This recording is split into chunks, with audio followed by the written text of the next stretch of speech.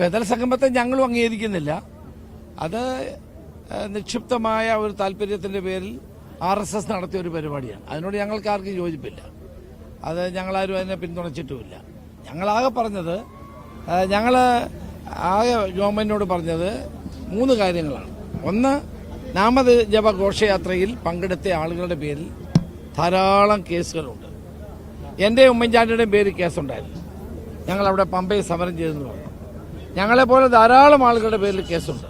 ഉമ്മൻചാണ്ടി മരിച്ചിട്ടും ആ കേസ് പിൻവലിച്ചിട്ട് അവസാനം കോടതി ഞങ്ങളെ വെറുതെ വിടുകയാണ് ഉണ്ടായത്. അപ്പോൾ ആ കേസുകളൊക്കെ നിലനിൽക്കുകയാണ്.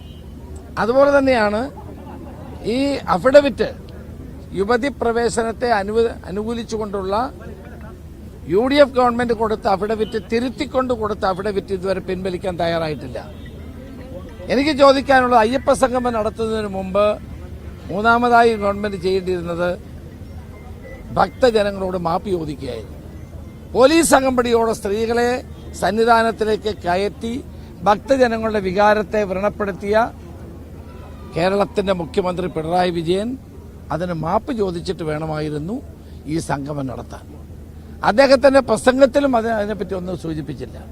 തന്നെയുമല്ല, അദ്ദേഹത്തിന്റെ പ്രസംഗത്തോടുകൂടി പാർട്ടിക്കാരെല്ലാം തിരിച്ചു പോവുകയും സംഗമം ഒരു വഴിപാടായി മാറുകയും ചെയ്തു എന്നതാണ് വസ്തുത. ഒരു വൻ പരാജയമായിരുന്നു ആ സംഗമം. ഈ നിലവിലെ NSS കൂടുതൽ ഇടതിനോട് അടുക്കുമ്പോൾ അത് വലിയൊരു ആശങ്കയല്ലേ? ചെന്നിത്തലയെ പോലെയുള്ളൊരു പ്രധാനപ്പെട്ട അല്ല, അങ്ങനെ ഉണ്ടാവുമെന്ന് എനിക്ക് തോന്നുന്നില്ല.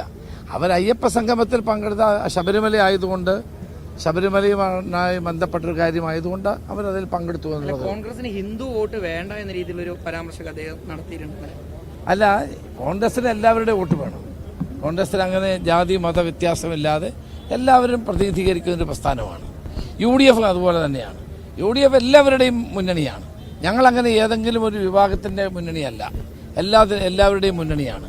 എല്ലാ വിഭാഗത്തെയും അവരുടെ വികാരങ്ങളെ ഉൾക്കൊള്ളുന്ന ഒരു മതേതര മുന്നണിയാണ് UDF. അപ്പോൾ അതുകൊണ്ട് എല്ലാവരുടെയും പിന്തുണ ഞങ്ങൾക്ക് ഉണ്ടാകണം എന്നാണ് ഞങ്ങളുടെ ആഗ്രഹം.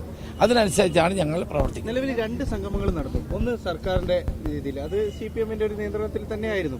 രണ്ടാമത്തേത് ഒരു BJP നിയന്ത്രണത്തിൽ, RSS ആണത് സംഘടിപ്പിച്ചതെന്ന് ചെന്നിത്തല തന്നെ പറയുന്നു. അല്ല, വത്സൻ തെല്ലങ്കേരി പങ്കെടുത്ത പിന്നെ അത് RSS-ന്റെ സംഗമമല്ല. ഞങ്ങൾ അങ്ങനെ സംഗമം നടത്താൻ തീരുമാനിച്ചിട്ടില്ല.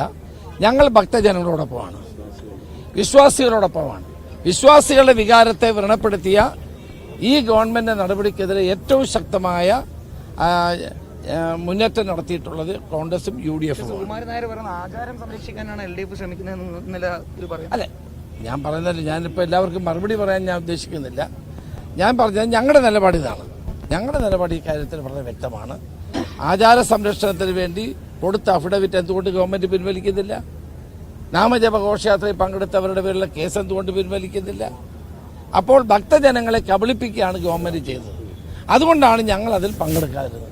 ഞങ്ങൾ ബോയ്ക്കോട്ട് ചെയ്യണമെന്നൊന്നും പറഞ്ഞിട്ടില്ല. ഞങ്ങൾ അതിൽ മാറി നിന്ന അതുകൊണ്ട്. ഈ കാര്യങ്ങളൊക്കെ NSS-നെ ബോധ്യപ്പെടുത്തും. വരട്ടെ, സമയമുണ്ടല്ലോ. വെള്ളാപ്പള്ളിയൊക്കെ പറയുന്നത് പിണറായി ഭക്തനാണോ അല്ലയോ എന്നുള്ളത് പറയേണ്ടത് പിണറായിയാണ്. പിണറായി ഭക്തനാണെന്ന് അദ്ദേഹം പറയട്ടെ. അപ്പോൾ MA ബേബി പറയുന്നത് ഭക്തനല്ലെന്ന് പറയുന്നു. അപ്പോൾ ആര് പറയുന്ന വിശ്വസിക്കേണ്ടത്?